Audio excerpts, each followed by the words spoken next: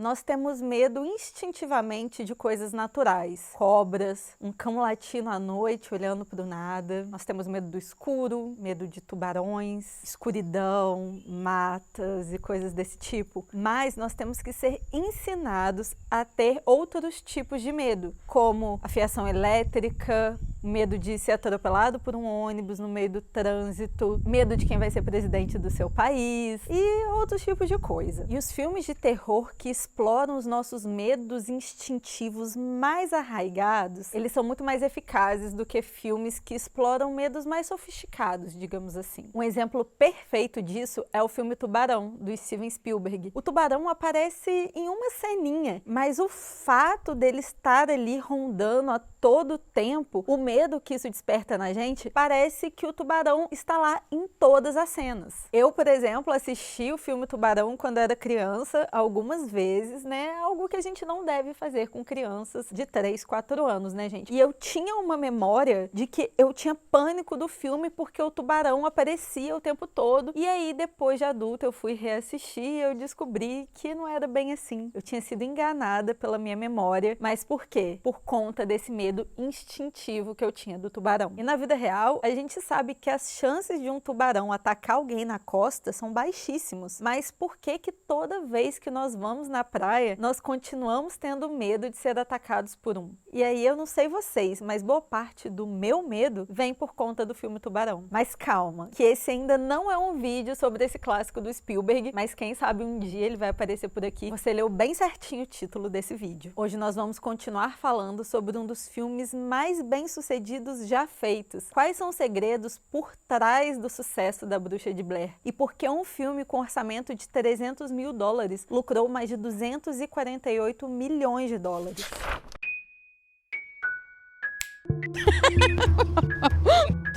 Olá, excêntricos! Bem-vindos a mais uma sessão do clube. Eu sou a Nonofre e esse aqui é um curralzinho lotado de cocôzinho de vaca, bem gostoso para vocês. Eu espero que vocês consigam sentir o cheiro daí. E antes de começar, deixa eu dar aquele recadinho. Por favor, se inscrevam no canal, ativem o sininho para que vocês possam receber a notificação assim que sair o vídeo. As sessões do clube acontecem sempre às terças e quintas, às 18 horas, ou algo próximo a isso. Sigam a gente também no Instagram, no Twitter e na sua plataforma de podcast favorita, porque a gente disponibiliza todos os vídeos aqui do canal em forma de áudio para você ouvir como podcast. Então vamos para mais uma sessão? A Bruxa de Blair não é um filme que inova em efeitos, nem em cinematografia, ele sequer é bem filmado. Na verdade, ele é tão mal filmado que parece ter sido feito por pessoas que nunca tinham gravado nada antes, mal tinham pegado numa câmera. E além de tudo, ele é feito em primeira pessoa. Em 1999, quantos filmes tinham sido gravados em primeira pessoa? E é aí que mora toda a sua genialidade, porque 22 anos depois, muita gente segue acreditando que a lenda da Bruxa de Blair é uma lenda secular. Quantas pessoas não foram pesquisar de verdade para comprar o tal livro das sombras, para poder se aprofundar mais na história dessa bruxa? A década de 90 foi o boom dos filmes de bruxa, realmente, mas nenhum deles conseguiu criar uma lenda da forma como a Bruxa de Blair fez. Isso porque, geralmente, a lenda surge antes do filme, mas nesse caso, a lenda surgiu a partir do filme. E aí, vocês conseguem imaginar a loucura que foi esse filme sendo lançado no mês de Halloween de 1999, antes da virada do milênio, onde todo mundo achava que ia morrer, e as pessoas estavam fazendo as coisas mais loucas e se aventurando nas coisas mais absurdas que vocês podem imaginar. Afinal, meus amigos, o mundo estava acabando, então por que não viver todos os medos e todas as aventuras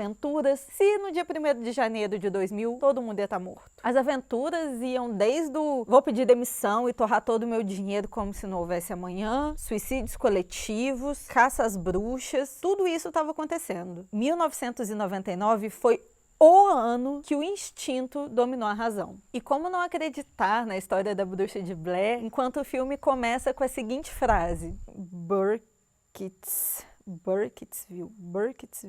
Em outubro de 1994, 3 alunos de cinema sumiram no bosque de Burkittsville, em Maryland, ao filmar um documentário. Um ano depois, a filmagem deles foi encontrada. E aí, A pobre cidade de Burkittsville, de repente, se viu invadida por pessoas que tinham assistido a Bruxa de Blair e que estavam lá indo na floresta, na tal floresta, tentando encontrar os lugares reais que o filme tinha acontecido, onde esses jovens tinham ido. Quer dizer, o cidadão, ele precisa morrer, né? Tem uma história muito louca que é da placa da cidade, porque a placa da cidade aparece no começo do filme, quando eles estão chegando, e aí o prefeito teve que trocar, mudar o logo, a placa, de tanto que as pessoas estavam indo lá e roubavam a placa. E aí falou assim, vamos mudar, porque para as pessoas pararem de roubar, sabe? É muito doido. O ser humano é um bicho esquisito, né? E aí as pessoas estavam lá nessa floresta de Burkittsville, tentando encontrar os lugares, mas na verdade o filme nem foi gravado lá nessa floresta. O filme, na verdade, foi rodado em um parque estadual de Maryland que fica a 40 quilômetros de Burkittsville. Mas o mito sobre essa tal bruxa lendária, ele não surgiu do nada. As coisas começaram a acontecer bem antes, na verdade, do filme ser lançado. E eu arrisco a dizer que talvez a Bruxa de Blair tenha sido o primeiro case de sucesso de um lançamento digital. Marketing.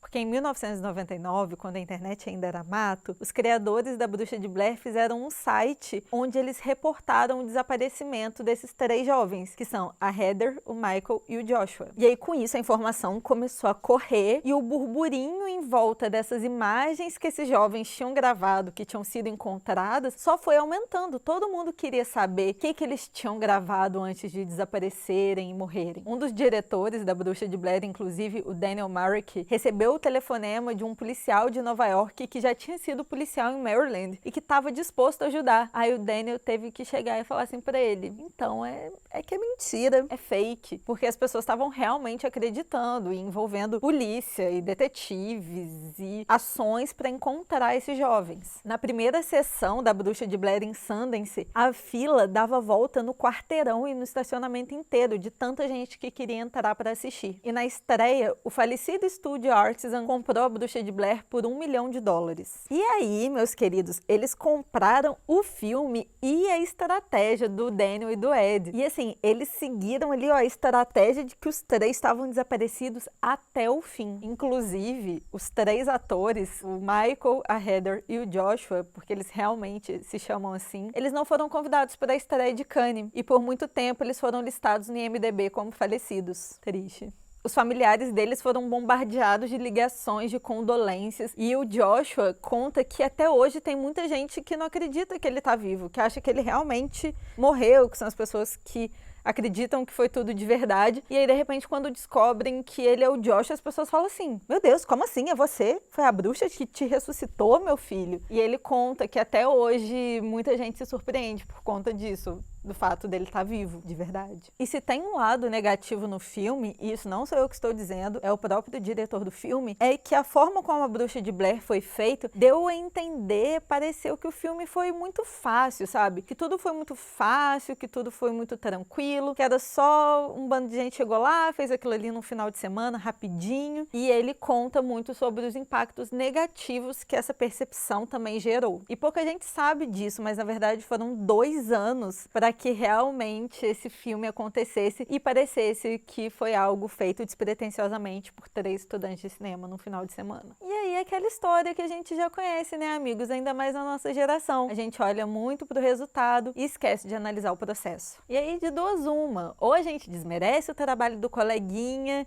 e fala que o sucesso foi sorte, ou a gente usa isso para se sabotar e falar que a gente nunca vai conseguir fazer igual. O Daniel, que é o diretor, cresceu perto dos pântanos da Flórida. E por muito tempo, durante a infância dele, ele teve a impressão de ter visto nesse pântano figuras feitas com gravetos ali nessa floresta. Isso assustava muito ele quando ele era criança. E isso foi um trauma tão grande para ele, assustava tanto ele de verdade, que ele levou isso para a vida adulta e realmente quis fazer algo com isso. E foi quando ele convidou o Ed Sanches, que estudava com ele, para eles desenvolverem essa história, esse roteiro, para poderem gravar. Gente, Oi. eu peguei um McQueen no ataque. Pegou? Peguei. Não é McQueen isso. Eu sei o que é, ele não estourou. O McQueen, ele faz um barulho igual, esse aí não faz. Eu peguei ele ontem, peguei 2 hoje na minha barriga. Um bicho parasita que pode ficar na beirola do seu cu.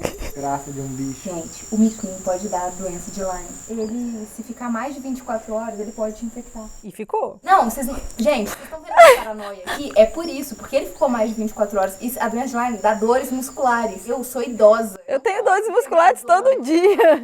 Não, gente, não vai dar nada não. Luiz, leve seu otimismo para outro cômodo. Não vai dar nada não. Vai pra aquele lado Já de lá do passou o curral. tempo já. O roteiro de 35 páginas cobria só os acontecimentos, isso porque o Daniel e o Ed queriam que tudo acontecesse de forma bem natural e na base da improvisação. A equipe montou uma base ali na casa do Ed, em Maryland, onde eles ficaram por 6 semanas. Eram 15 pessoas ali num lugar pequeno, dormindo, amontoado, onde desce. Saudades aglomerar. A filmagem durou 8 dias, mas era uma operação muito louca, porque ela era 24 horas por dia, todos os dias dos 8 dias. Não tinha assim folga. Hoje a gente vai gravar, amanhã a gente não vai. Foram 8 dias corridos por 24 horas. Então ele não era como um filme normal, até porque os atores também tinham que filmar e fazer áudio e todas essas coisas. E aí a equipe de produção, que ficava do lado de fora, usava um GPS para direcionar os atores para lugares específicos que eles tinham que ir dentro da mata. Gente, não teria filme. Imagina a coragem desse povo que topou fazer isso. A coragem desse povo que topou fazer isso. A gente roubou um apartamento. A gente invadiu uma propriedade privada. Peraí que eu vou mandar essa menina. Isso quente, isso Mas a gente nunca se enfiou no meio de uma mata desse jeito. Ah, na mata a gente poderia morrer, de boas. Agora. A gente podia ser preso. Ser preso é pior do que a morte, às Não, vezes. nada não. E aí quando a Heather, o Michael e o Josh chegavam no lugar que a equipe queria, que estava ali, né, que eles tinham colocado no GPS, os atores deixavam o material que já tinha sido filmado e a equipe de produção não via eles. Eles deixavam lá, assim, no lugar demarcado, comida, novas baterias, novas coisas ali para eles filmarem e novos direcionamentos no roteiro, conforme as imagens que eles tinham visto da última coleta de dados, de imagens e tudo mais. A preparação de elenco desse filme, ela não é uma preparação de elenco com muitos fundamentos. Ela é a roots, que é eles jogaram os caras lá no mato, lá no meio da floresta, e ficar com medo da floresta fazia parte da boa atuação. Assim. Sim, Só que eles botaram em risco a vida dos atores, sim. mas pelo que parece foi meio que tropa de elite, assim. Vou botar vocês no ambiente e vou deixar vocês viverem com a circunstância real. E vocês não vão ter muito contato com a gente, porque aí vocês vão ficar desconectados da realidade do filme. Sim. Eles não viam a equipe de produção, eles ficavam escondidos e eles ficavam fazendo as coisas. Era eles que faziam os barulhos para assustar eles, iam lá, deixavam as coisinhas, os bonequinhos, os voodoos para eles. Gente, pra fazer a produção invisível, é a produção mais difícil que tem que fazer. Tipo, é quase impossível de fazer. Não ver a pessoa e não deixar ela te ver, principalmente não deixar a pessoa te ver, é muito difícil. Sim.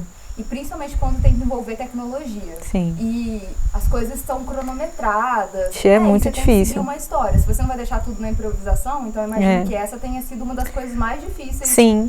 pro pessoal Sim. da direção e da produção. Tanto que por isso que foram 2 anos de pré, né? Para poder fazer aquilo parecer que realmente foi tudo improvisado. Mas teve bastante job. Aí, por exemplo, nas anotações que eles recebiam ali da produção, tinha notas do diretor falando coisas assim: Heather, você tem certeza absoluta que para sair dessa bagunça que você enfiou todo mundo, você tem que ir pro sul. Você tem que ter certeza absoluta disso e você vai para o sul. Era esse tipo de direcionamento que eles iam recebendo e aí todo o resto acontecia naturalmente, digamos assim. Ou, por exemplo, Josh, hoje em algum momento você se cansou disso tudo e você vai dar uma surtada porque assim, você não aguenta mais tudo que está acontecendo. E aí os atores tinham essa liberdade para ver como que eles iam jogar, né, essas informações ali no meio da história. E quando eles estavam dormindo na barraca, era quando a equipe de produção ia ali em volta e ficava fazendo os barulhos para acordar eles de verdade. Então, assim, as criaturas estavam lá dormindo, aí saía do personagem e de repente, tipo, acordavam assustados com aquela coisa, porque enquanto eles estavam dormindo, tinha gente lá da produção atormentando a vida deles. O que eu acho que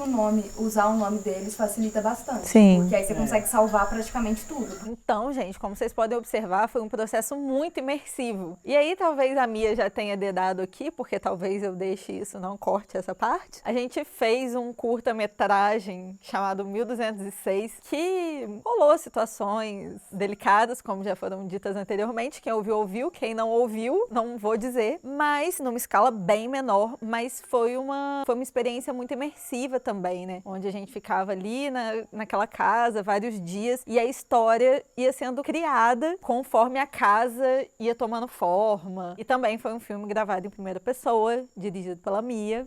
Só que a gente não ganhou milhões. Só que a gente não ganhou milhões. E aí a gente entende muito quando o Daniel fala que a parte do ônus é de parecer que foi algo muito fácil de ser feito. Porque não foi fácil. Porque não foi fácil. Quando você tem que mobiliar um apartamento que está sem mobília, roubar todas as mobílias da casa do Luiz e levar para o apartamento, a Ana sabe dizer que não foi fácil. E assim, e criar uma história a partir disso, onde essa casa ia se moldando e aquela história ia se moldando, aquelas personagens iam nascendo. Então, realmente, não foi fácil. Teve muito ensaio, porque foi um plano de sequência. E aí, quando você vê o resultado final, você fala assim, nossa, que fácil, nada demais. E aí é algo que a gente conversa até hoje sobre isso, sobre como a gente fica triste com essa parte de parecer que foi algo mal feito. Mas não foi, gente. Experimentação. E digo mais, Kanye viu isso. Talvez eu corte essa parte. Talvez eu fui metida demais. Foda-se! Qualquer coisa me põe do paredão. Kanye entendeu a referência. E aí teve uma coisa que eu descobri enquanto eu tava fazendo esse roteiro, é que os atores tinham uma palavra de segurança, Mia. Igual a gente tinha no 1206, onde quando as coisas ficavam muito, muito, muito tensas, eles falavam essa palavra de segurança para eles poderem voltar a si, entender que era só um trabalho, que aquela experiência que eles estavam vivendo era dos personagens, não era deles. Então, existia essa palavra de segurança e a palavra era taco. Sim, taco a comida. Eu não lembro qual era a nossa, não. Eu também não, mas tinha. Só que assim, eles não pensaram muito bem antes de escolher essa palavra, porque depois ela acabou sendo muito ruim. Porque quando eles começaram a, de fato, passar fome na mata, quando eles falavam a palavra de segurança, era pior, porque eles ficavam com muita fome, davam muita agonia. E aí eles não sabiam, no final das contas, se era melhor usar a palavra de segurança, se não era melhor. Mas é uma coisa muito importante nesse tipo de trabalho. No 1206, a gente usou algumas vezes, e aí tinha essa palavra de segurança, e a gente ia para outro lugar, outro cômodo, a gente saía para poder respirar, e voltava quando tivesse, assim, mais calmo, tudo bem, deu aquela surtada lá fora. Porque se você fizer isso no meio do processo, você pode atrapalhar tudo. Mas por mais que o processo da Bruxa de Blair seja pouco conhecido e que pareça ter sido muito mais fácil do que foi, é inevitável, né? A genialidade dele é uma coisa assim que não tem como negar. E os números, meus amigos, eles não mentem. 248 milhões é um sucesso inegável. Acho que todos concordam. Eu queria. Eu também. Eu também. Milhão já é demais, já é muito. Mas comparado com 240 milhões é só. Não existe proporção pra milhão, amor. É igual quando alguém fala assim, ai, é só 3 mil. Passou das 3 casinhas? Pra mim é muito dinheiro. Você não precisa dedar pra todo mundo assim que a gente é tão pobre. Amados, ajudem a gente vai passar o Pix, vocês podem depositar. Por favor, gente. Aqui, eu vi, R$50 já é fortuna. E numa época que as técnicas digitais podem nos mostrar praticamente tudo, a Bruxa de Blair segue sendo um eterno lembrete de que o que realmente nos assusta é aquilo que não conseguimos ver. O barulho que vem do escuro é quase sempre mais assustador do que o que realmente existe no escuro. E eu tenho certeza que a sua criança interior pode confirmar isso. Tchau!